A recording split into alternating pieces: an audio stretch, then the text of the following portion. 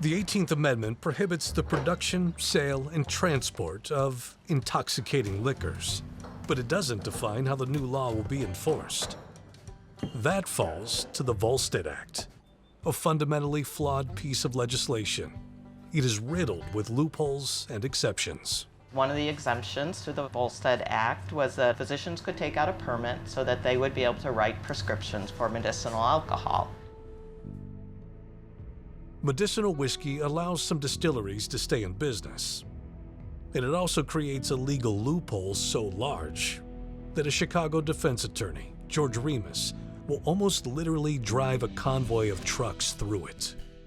George Remus saw a real opportunity in Prohibition, and he moved his operation to Cincinnati because within a 3-hour drive of Cincinnati was something like 60% the illegal distilling industry that was continuing to go. He went so far as to actually buy up a lot of plants. He would manufacture this alcohol under a medicinal license to sell through pharmacies, and then he would have his trucks hijacked by his own men to move it into the rest of the market. In just 3 years, Remus rakes in $40 million from reselling legal medicinal alcohol into the illegal black market.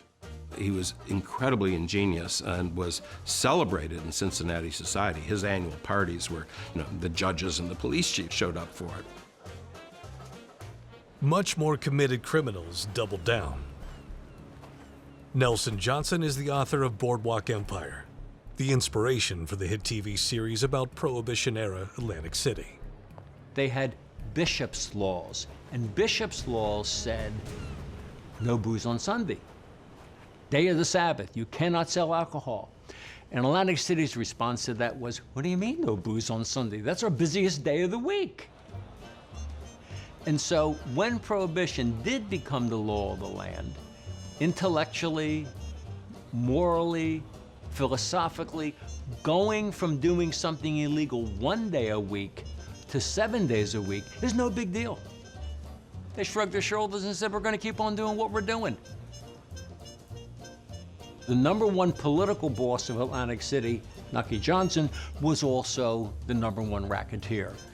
And you had people in City Hall who wore 2 hats. In one instance, they were working with organized crime to make sure that Prohibition was being ignored and everybody was being taken care of. And then in the other instance, they were elected officials.